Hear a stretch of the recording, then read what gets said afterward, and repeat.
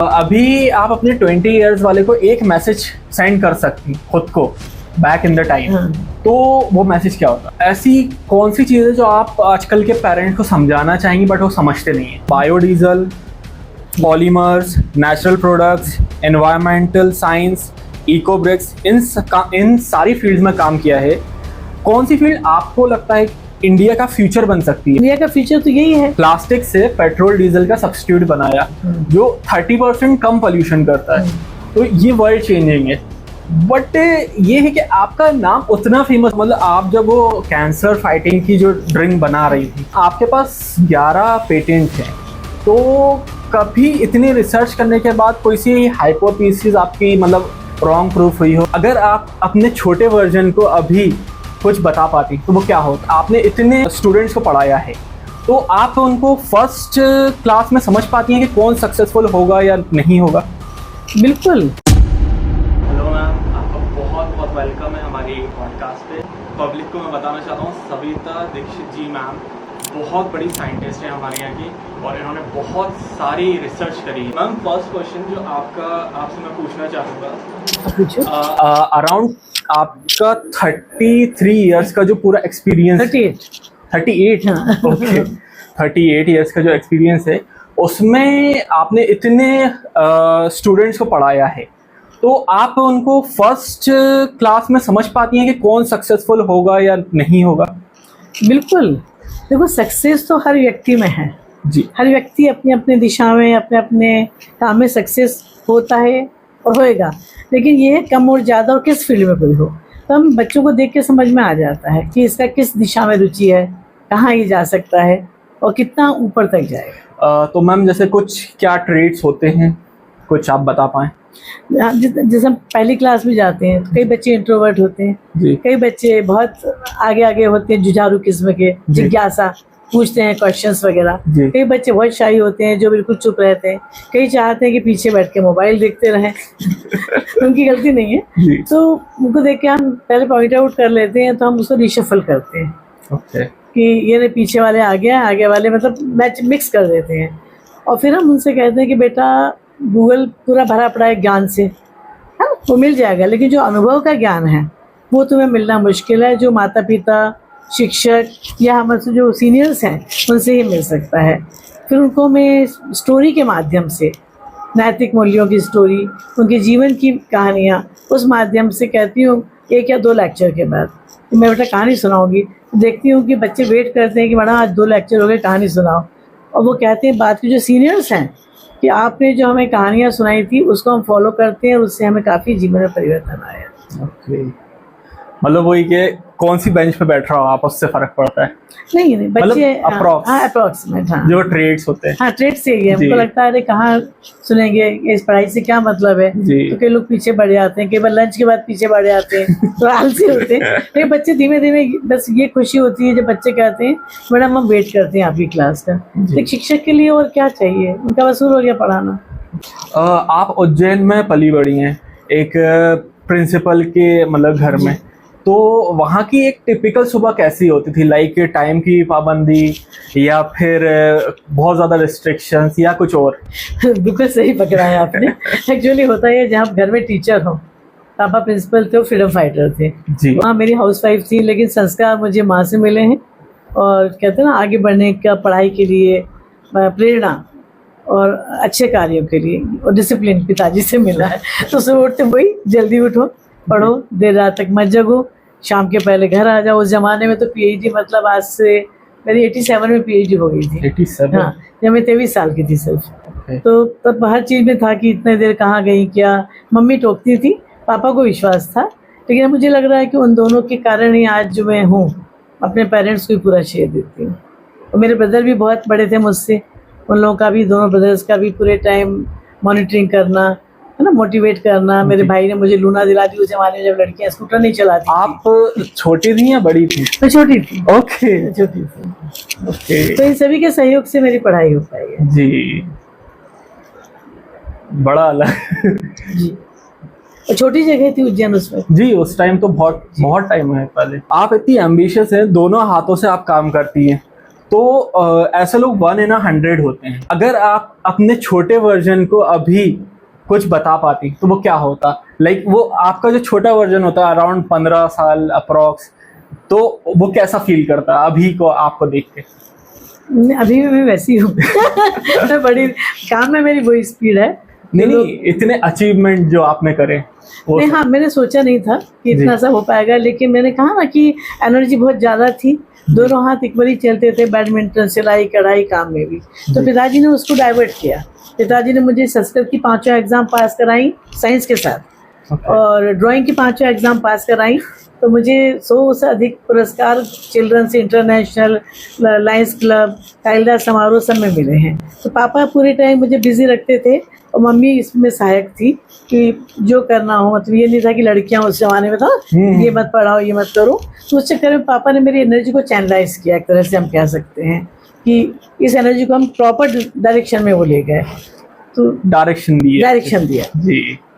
आपके पिताजी बोलते थे कि हमारी बेटी मतलब नौकरी नहीं करेगी, बट इतना काबिल हो कि खुद के पैरों पे खड़े हो जाए।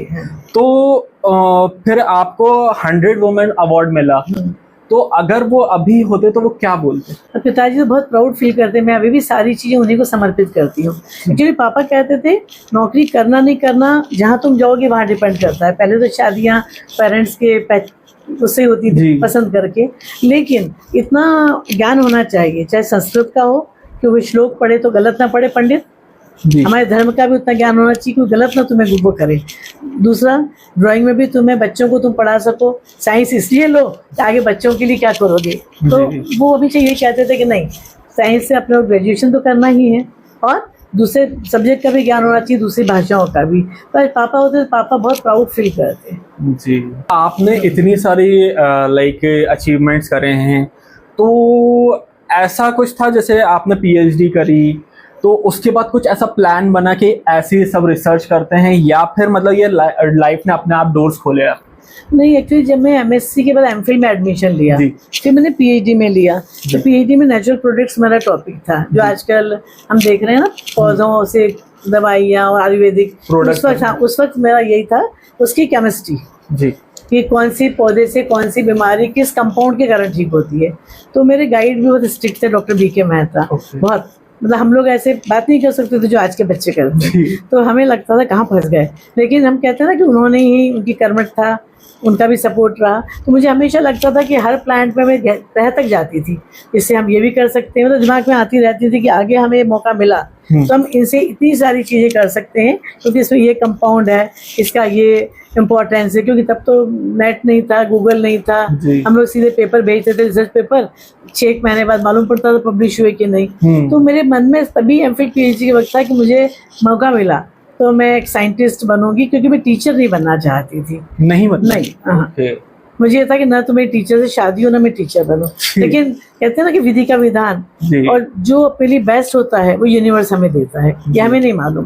तो ईश्वर ने मुझे टीचर भी बनाया, साथ में साइंटिफिक माइंड था, तो अपने आप उस दिशा में मैं काम करती गई। और मेरे पति की हमेशा सहयोग रहा, उसी से संभव हो पाया। तो आपने मतलब अभी जैसे बताया था कि पहले के टाइम पे स्टूडेंट्स बात नहीं कर पाते थे और अभी वाले बिल्कुल अलग, तो ये अच्छा चेंज आया है या नेगेटिव चेंज आया है? मतलब अब बच्चे ओपन कर पाते हैं, लेकिन आपको क्या लगता है वो चीज? देखिए, अच्छा बुरा रिलेटिव है, लेकिन आज भी मैं अपने मैरिड के बच्चों को कहूँगी, आज भी उतने ओबीडियंट हैं, उतने संस्कारी हैं, उतने अच्छे हैं, उन्होंने मूल्य हैं। मतलब लोग कहते हैं ना मैरिड, मतलब मैं जहाँ भी जाती हूँ तो जो बच्चे मुझसे जुड़ते हैं, मुझे ऐसा लगता है कि इनमें बहुत डिफरेंस नहीं आया। लेकिन अब वो पहले से ज़्यादा अच्छे से हमसे बात कर लेते हैं, अपने प्रॉब्लम्स रखते हैं, अपने जो क्वेश्चन आंसर कर लेते हैं और कह देते हैं कि मैडम हमें जल्दी करवाइए, है ना, ये प्रॉब्लम है। तो उतना खुलापन तो मैं अच्छा मानती हूँ, बेटर है, मन में नहीं रखते कोई। आपके पास 11 पेटेंट हैं, तो कभी इतनी रिसर्च करने के बाद कोई सी हाइपोथेसिस आपकी मतलब रॉन्ग प्रूफ हुई हो, या रिसर्च मतलब नहीं चली हो, मतलब जो गलत गई हो, तो उसको आपने कैसे रिकवर करा? देखिए, शुरू में जब मैं मैरिड ज्वाइन किया जी, तो मुझे बस यही था कि मुझे कुछ रिसर्च करना, नया करना है। मेरे हस्बैंड मैकेनिकल से थे, उनका भी मुझे सहयोग रहा। तो मैं जो भी करती थी तो मैं इनसे कहती थी कि ये बिल्कुल नया काम है और पेटेंट हो जाएगा, मैं कॉन्फिडेंट थी जी। लेकिन उन्होंने बोला कि पेटेंट ऐसे नहीं होते, बहुत मेहनत, मतलब उस वक्त हमें लगता था पेटेंट मीन्स बहुत बड़ी चीज़ जी। लेकिन फिर उन्होंने कहा तुम्हारी बहुत इच्छा है तो तुम अप्लाई करो 2 दिन। और हमने अप्लाई किए और हमारा फाइनल कॉल आया, जब फाइनल पूछते हैं ना वो कुछ क्वेश्चंस, हमने देखा ही नहीं मेल, 2 पेटेंट हमारे ऐसे बेकार चले गए। उसके बाद फिर हमें किसी जो अटर्नी है उन्होंने बोला कि आपको कोई प्रॉब्लम आ रही है, आपके 2 पेटेंट बिल्कुल लास्ट स्टेज पर आगे चले गए, 3-4 और फाइल किए हैं आपने, मैं उसको टेक ओवर कर लेता हूँ, आपको याद दिला दूंगा, आगे बढ़ा दूंगा। तो हमें आश्चर्य हुआ कि, और फिर जैसे उन्होंने टेक ओवर किया और जैसे पेटेंट ग्रांट होना शुरू हुए 4-5 साल में, फिर तो ऐसा वो लाइन लग गई। तो ऐसा लगा कि सच में जो हम सोच रहे हैं वो नया है जी। मतलब आप जब वो कैंसर फाइटिंग की जो ड्रिंक बना रही थी, तो जब आपने देखा कि वो कैंसर सेल्स सही में रिड्यूस हो रहे हैं, तो उस टाइम का मोमेंट क्या था आपका, क्या रिएक्शन था? मुझे बहुत खुशी हुई। एक्चुअली मेरी एक स्टूडेंट आई हुमाली, अभी रियाज से यहीं शिफ्ट हो गई है, तो बोली मैडम को नया टॉपिक चाहिए, मेरे अब्बू को कैंसर है, मैं बहुत परेशान हूँ।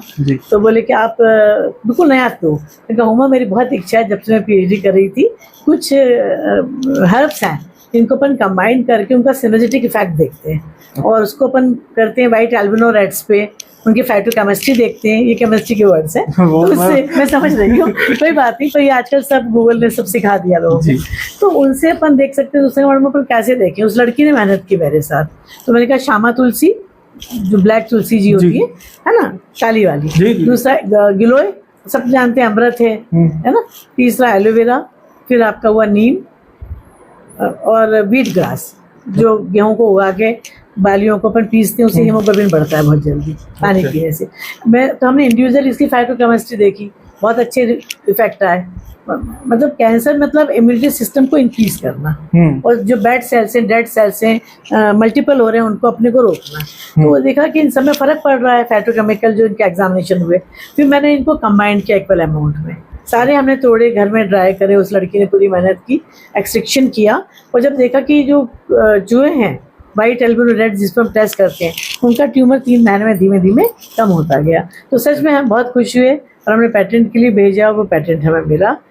तो जैसे ये बताया जाता है कि रैट्स पे जो एक्सपेरिमेंट करे जाते हैं, क्या रैट्स एक्चुअली ह्यूमन की तरह रिएक्ट करते हैं? जैसे अगर कोई सी मेडिसिन हो जो रैट पे रिएक्ट कर रही है बट वो ह्यूमन पे रिएक्ट नहीं करे, या फिर जो ह्यूमन पे रिएक्ट करती वो रैट पे रिएक्ट नहीं, ये रैट जो है इसी के लिए हमारे होते हैं। बस दुख ये होता है जब हमको मारते हैं या उनको मेडिसिन देते हैं और एक को हम एक्स्ट्रा में रखते हैं ना कि ये हमारा एग्जाम्पल है, मतलब रिजर्व में, बाकी को मेडिसिन देते हैं, तकलीफ तो होती है जब उनको असर होता है, पर उनमें जो टेस्टिंग होती है पहले रैट्स पे ही करते हैं, बाद में ह्यूमन बॉडी। नहीं, मतलब जैसे अगर अपन कुछ किसी की लाइफ एक्सपेंड हो ह्यूमंस की, बट वो दवा रैट्स पे रिएक्ट नहीं करे, तो वो पता कैसे चलेगा? ये रेट्स अलग होते हैं, वाइट एल्बिनो रेट्स होते हैं, रिएक्ट करते हैं, जो पूरे वाइट कलर के, वाइट कलर के छोटे वाइट एल्बिनो रेट्स। अभी तो बहुत दिक्कत आ गई है कि इनके लिए काउंसिल होती है, परमिशन लेना पड़ती है, उसके बाद हम कहीं और करा सकते हैं। मैंने जब 83 में PhD शुरू की थी, तो मैं खुद महू वेटरनिटी जो आपका कॉलेज वहाँ से लेके आती थी और वहाँ पाले थे मेरे डिपार्टमेंट में, और अपने हाथ से इंजेक्ट करती थी। तब इतना बैन नहीं था, रिस्ट्रिक्शंस नहीं थे। हाँ। तो मैंने खुद ने सारा काम, एंटी फर्टिलिटी का मेरा टॉपिक था, इस पे किया हुआ है। ओके, तब आसानी से हो जाता है। तब आसानी से हो जाता है। तो मतलब ये जो रिस्ट्रिक्शन लगाई जाती हैं इतनी, तो ये एक तरह से बैरियर होती है ना चीजों पर? नहीं, देखो मेरे कहना हर चीज रिलेटिव है कि अगर नहीं लगाएंगे तो बहुत ज्यादा लोग इनको मारा काटी करेंगे, कहता है अहिंसा, वो भी गलत है, वो भी अपनी तरफ लिविंग ही है। मैं कहा मुझे तकलीफ होती थी, मैंने MBBS इसीलिए नहीं दिया, मुझे लगता था मैं कैसे देख पाऊंगी, मैं कैसे कुछ कर पाऊंगी। उस जमाने में तो इजी था हर चीज होना हमारा, तो ठीक है, कहीं ना कहीं कुछ होना चाहिए। अपने पेट्रोल से प्लास्टिक से पेट्रोल डीजल का सब्स्टिट्यूट बनाया जो 30% कम पोल्यूशन करता है, तो ये वर्ल्ड चेंजिंग है। बट ये है कि आपका नाम उतना फेमस नहीं हो, लाइक जैसे जो बाहर के साइंटिस्ट हैं या कुछ भी हैं, तो वो क्यों नहीं हो पाया? शायद पब्लिसिटी वाला पार्ट मेरे को नहीं समझ में आया। मैं लेबोरेटरी स्केल पे किया हर काम।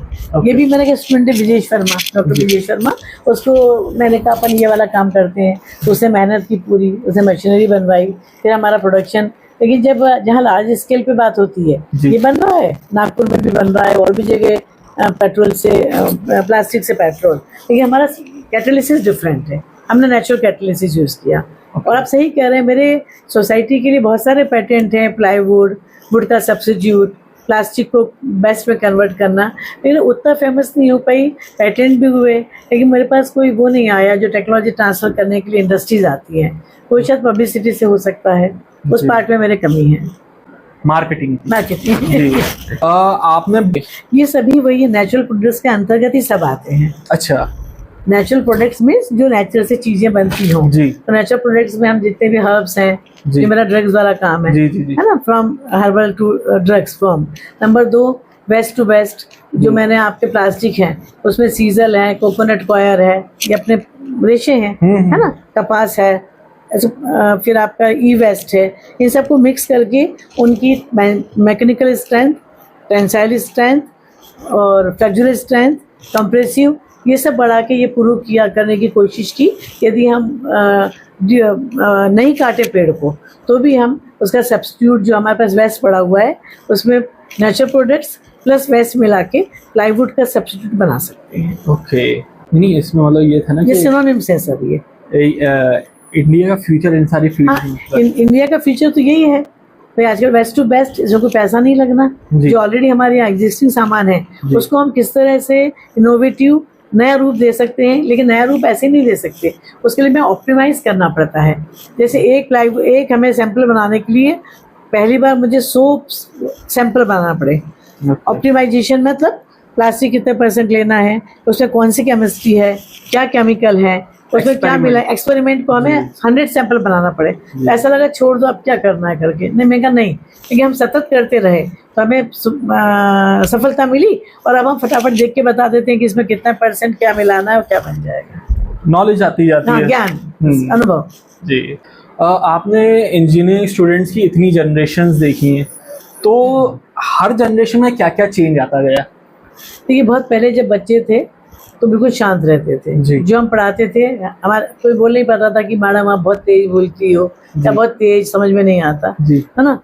सुनते थे, हम डांटते थे। मैं थोड़ा स्ट्रिक्ट थी, उनको बहुत बुरी तरह डांटती थी। मुझे लगता था बच्चे मतलब बहुत अच्छे से पढ़ें सब। खुद के बच्चों से ज़्यादा मुझे लगता था मेरे बच्चे ये भी हैं, माता पिता भेजते हैं, तो मैं उनका अधिकार से बहुत चिल्लाती थी, डांटती थी, है ना। बच्चे चुप रहते थे, सुनते थे, है ना। अभी देखा मैंने, लोग कहते हैं डांटो मत, लेकिन अभी भी उनको प्यार से डांटती जरूर हूँ, हाँ। लेकिन चेंज तो आया है, बच्चे कॉन्फिडेंट हो गए हैं, पूछते हैं हमारा नंबर यहाँ क्यों कटे। पहले आज तक बच्चे नहीं आए, सब इवन प्रैक्टिकल में भी टॉपर वाले फेल हुए हैं बच्चे, तो उन्होंने कभी नहीं बोला कि हम क्यों नंबर हमें क्यों नहीं दिए प्रैक्टिकल में। और अब थोड़ा सा बच्चे आउटस्पोकन हो गए, कॉन्फिडेंट हैं, बोलने लगे हैं, बस ये चेंज है। बाकी वैसे कोई बहुत ज़्यादा चेंज तो नहीं है, लेकिन अब क्या इमोशनल ज़्यादा हो गए हैं बच्चे, तो उनको डांटना के पहले सोचना पड़ता है। क्योंकि घर में उन्होंने ना नहीं सीखा पेरेंट्स से, हर चीज़ उन्हें मिलती गई। 1 या 2 बच्चे होते हैं, हर चीज़ उनको रही, तो उनको उनके इमोशनल, तो बहुत इमोशनली वीक हो गए हैं बच्चे आजकल, मैं कहूँगी। छोटी छोटी बातें मन पे लेते हैं। Are marks overrated?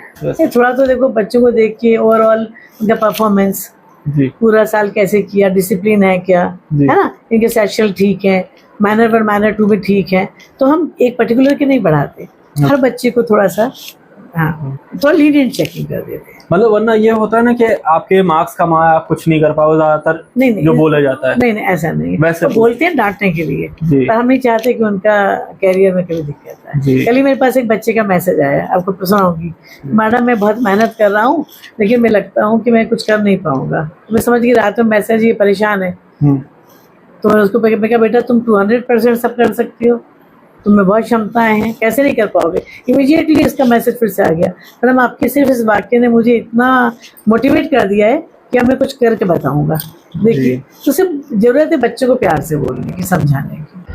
आजकल जो AI और जो चैट GPT स्टूडेंट बहुत ज़्यादा डिपेंड हो रहा है, तो एज अ प्रोफेसर आपको क्या फील आती है कि मतलब कहाँ AI को यूज़ करना चाहिए और कहाँ स्टूडेंट को खुद का दिमाग यूज़ करना चाहिए? तो मेरा ये कहना है कि सोशल मीडिया और मोबाइल, है ना, सिर्फ ज्ञान की बातों के लिए यूज़ करें।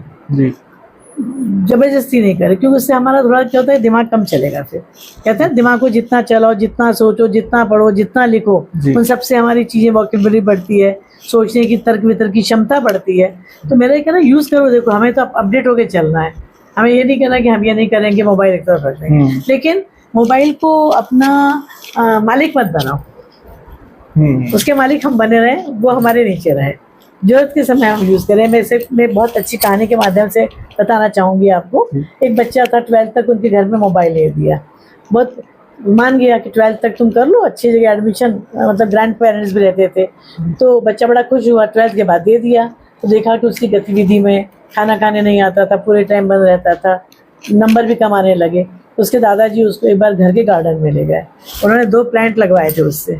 उन्होंने कहा कि एक प्लांट तो बहुत अच्छा बढ़ रहा है, दूसरा प्लांट क्यों नहीं, मुझे इसका रीज़न बताओ। तो लड़का हंसने लगा, कहने लगा कि जितने भी न्यूट्रिएंट्स हैं आप डालते हैं, वो उस प्लांट में पूरा आसपास साफ है जगह, सॉइल है, तो उसको मिल रहे हैं। दूसरे के आसपास खरपतवार जो कहते हैं ना, क्या बोलते हैं उसको आप, देख रहे, वीड्स, दूसरे वाले नहीं, उस प्लांट के साथ और दूसरे वीड्स भी उगाए हैं। ओके, एक तो पूरा सिर्फ सॉइल में है, एक के साथ आसपास दूसरे वीड्स उगाए हैं, तो उस पर न्यूट्रिएंट्स दूसरे वीड्स उसको एब्जॉर्ब कर रहे हैं, तो डायरेक्ट उसको नहीं मिल पा रहा है, उसकी ग्रोथ कम हो रही है। तो दादाजी उसको देख के हंसे, बोले, उसने कहा बेटा तुम्हें ऐसा नहीं लगता तो तुम्हारे साथ भी यही हो रहा है? क्यों? क्योंकि पहले तुम सिंपल पढ़ाई करते थे, अब तुमने मोबाइल के साथ साथ अपना पढ़ाई के लिए यूज करो, तो तुम्हारा जो जितना भी वो है डाइवर्ट हो रही है चीजें, तो उसको समझ में आ गया। तो इसीलिए मैंने कहा मोबाइल को अपना गुलाम बनाओ, मालिक मत बनाओ। एक एवरेज स्टूडेंट लाइक तो वो एक्स्ट्राऑर्डिनरी बन सकता है, या फिर उसका जो पोटेंशियल होता है वो एक लेवल तक फिक्स रहता है? नहीं, मतलब आदमी कुछ भी कर सकता है। मैंने अपने खुद ने अनुभव किया है, देखा है। मतलब कई बच्चे तो ऐसे थे, एवरेज थे, और मुझे लगता था कि सिंसियर है ना, कॉन्फिडेंट है, डिसिप्लिन्ड है और मेहनत करते हैं, 4 चीज़ें, और वो बच्चों ने हमारा IAS IRS क्रैक कर लिया। ओके, जो राष्ट्र के लिए, निर्माण के लिए, सेवा के लिए बहुत हेल्पफुल रहेंगे। तो हम ये नहीं कह सकते, मतलब मेरे हिसाब से जो मीडियोकर बच्चे हैं वो बहुत अच्छा कर सकते हैं, और जो बहुत अच्छे हैं वो डिप्रेशन में आ जाते हैं, क्योंकि उनको हमेशा आदत है टॉप पर रहने की, परफेक्ट दिखना। हाँ, तो मैं बच्चों से ये कहती हूँ, बेटा परफेक्ट कुछ नहीं होता, हम एक एवरेज होना चाहिए, पास होते रहो। और पता नहीं किस, कहते हैं ना, किस व्यक्ति के डायलॉग, किसका एक शब्द, किसी का एक वाक्य, किसी एक लाइन आपकी ज़िंदगी एक रात में बदल जाती है। ऐसी कौन सी चीज़ है जो आप आजकल के पेरेंट्स को समझाना चाहेंगी बट वो समझते नहीं है?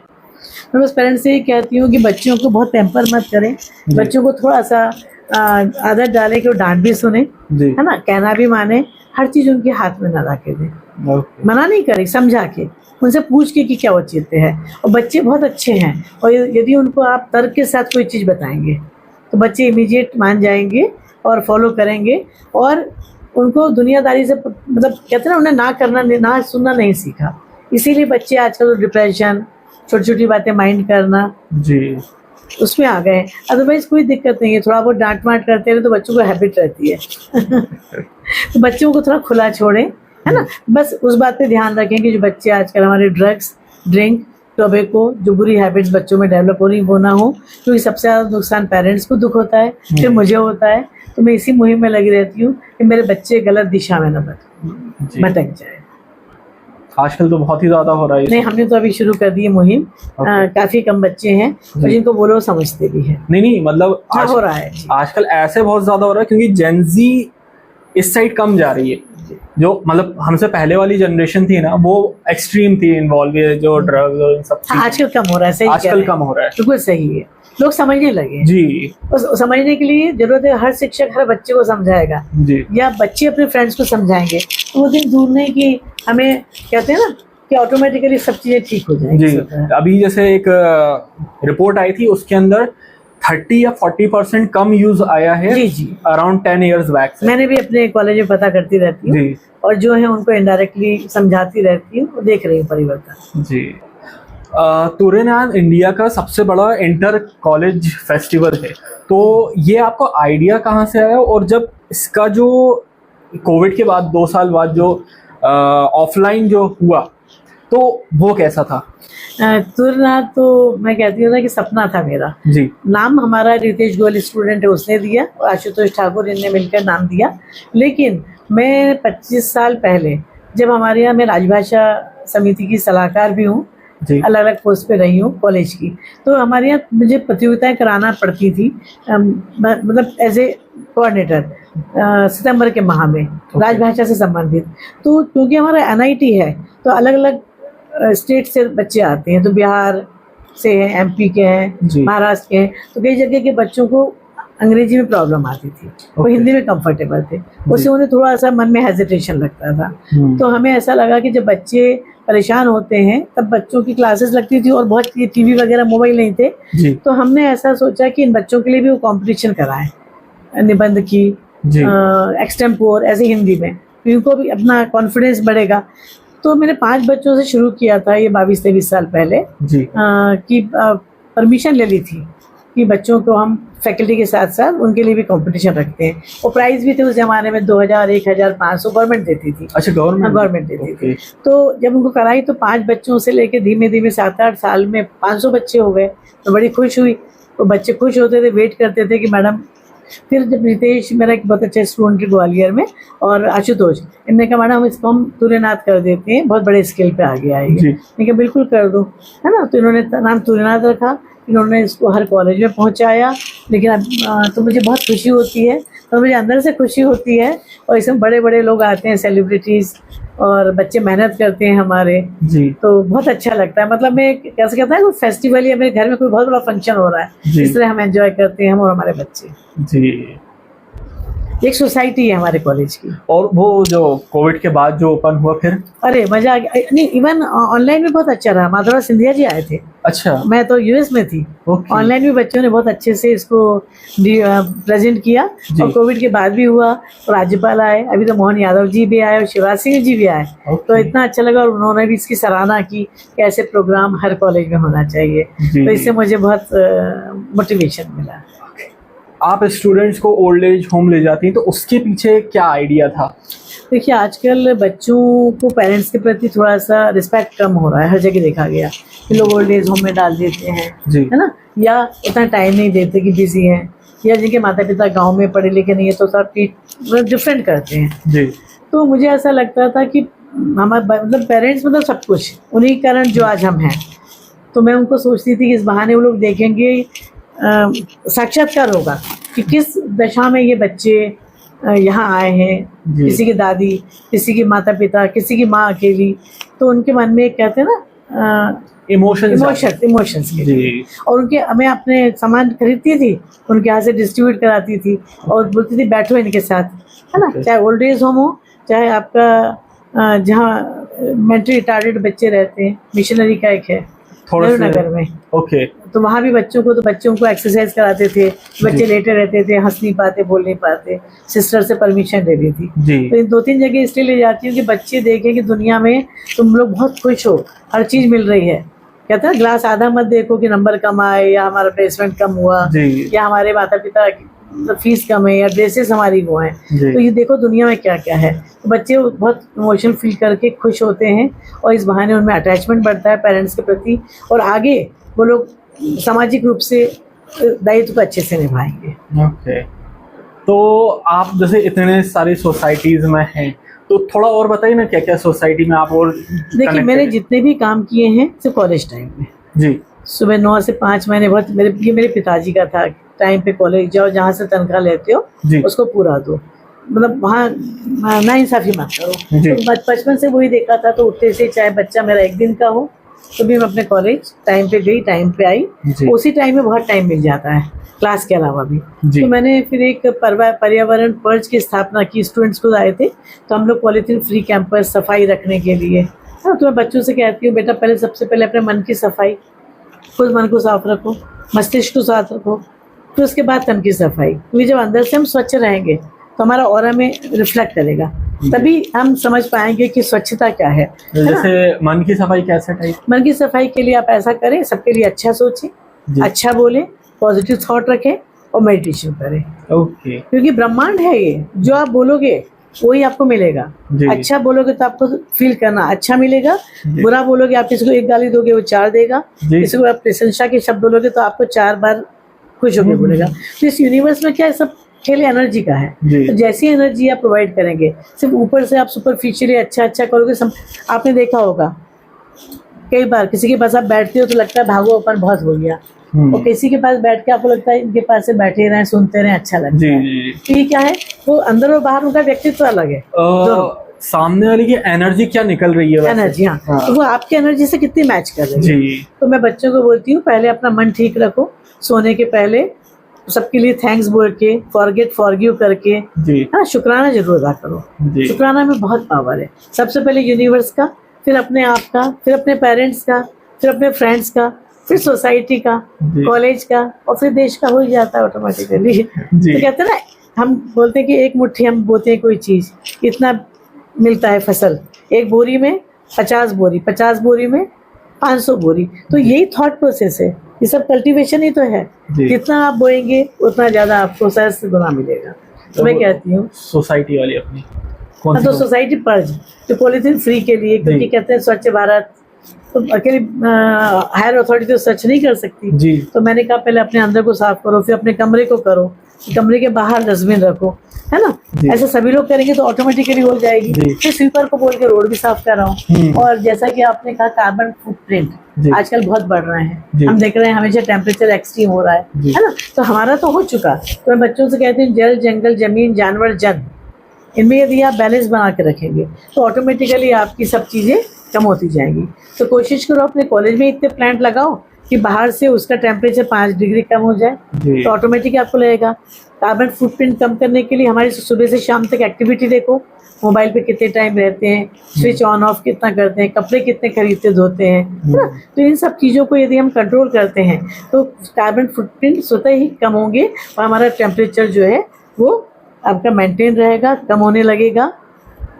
ये पर्ज किया। नंबर 2, मैंने अरोहा एक संस्था ऑलरेडी है जिसकी मैं कोऑर्डिनेटर हूँ। उसमें हमारे बच्चे अपनी जो जेब पॉकेट मनी है उससे बच्चों को पढ़ाते हैं स्लम्स में जाके हर सैटरडे संडे। ओके।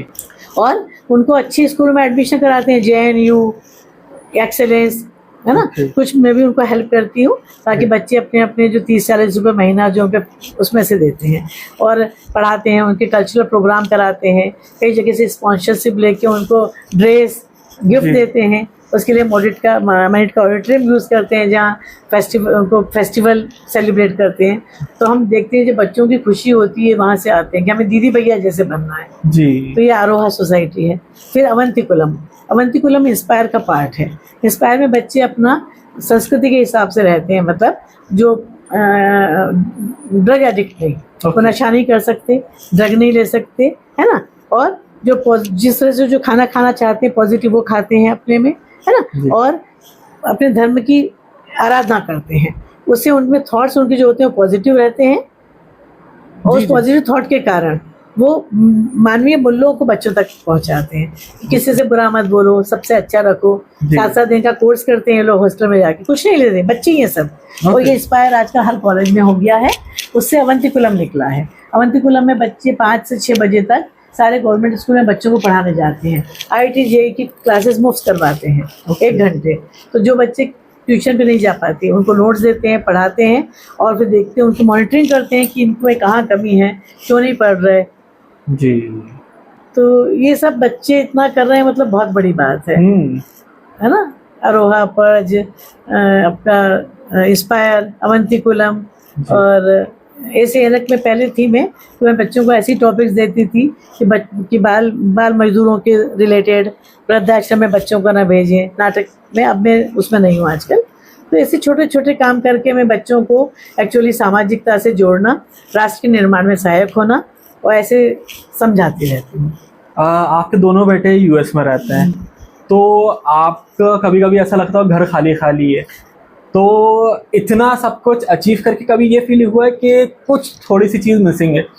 देखो सब मेरी तो हैं जी, जो मैं पढ़ा रही हूँ वो भी माता पिता ने भेजा, मेरे ही बच्चे हैं जी। तो मैंने कभी भेद नहीं समझा। मतलब मैं जब बात करती हूँ ना कि मेरे बच्चे ऐसे हैं, तो सबको लगता है मैं अपने बच्चों की बात कर रही हूँ किसी दूसरे व्यक्ति से। तो हम दिल से जो जुड़ेंगे, देखो मिसिंग इसलिए नहीं कि आजकल तो जमाना है, रोज मोबाइल पे बात हो जाती है, वीडियो कर लेते हैं बच्चे, तो नहीं लगता। लेकिन मेरे बच्चे भी ये कहते हैं कि मम्मी पहले आप अपना प्रोफेशन, कॉलेज में भी ये नहीं था घर बैठो आप या पहले आप जो काम है वो पूरा करो। तो यही शिक्षा उनको अपने पिताजी से मिली है। मेरे हस्बैंड भी बहुत स्ट्रिक्ट रहे, बहुत डिसिप्लिन, तो वो उन्होंने सीखा, मैंने अपने पिताजी से सीखा, मेरे बच्चे मेरे हस्बैंड से सीख रहे हैं। तो कभी ऐसा नहीं लगा और ना बच्चों ने कभी ये शिकायत करी। मतलब मैंने कोशिश की बैलेंस करती रहती हूँ जी, वर्क लाइफ बैलेंस। जी जी। और यहाँ मेरे इतने बच्चे हैं तो मुझे वो कोई दिक्कत नहीं आई अभी तक। आपने 3 बार बेस्ट रिसर्चर का अवार्ड जीता है, इवन IIM से जीता हुआ है। तो कभी ऐसा कुछ मोमेंट हुआ कि कहीं आपको सीरियसली नहीं लिया गया हो just because you are a woman type, कुछ सिनेरियो कई लोग करते हैं जैसे? नहीं, मुझे तो लग रहा है ईश्वर ने मुझे एक्सपेक्टेशन से ज्यादा दिया है। वरना आजकल की सोसाइटी में करने लगते हैं ना लोग ये होता भी होगा तो फिर अपने भाग्य में यही था। मैं इस चीज को मानती हूँ, जो किस्मत में वो मिलेगा जी। और जो नहीं है वो आप कितनी भी कोशिश कर लो।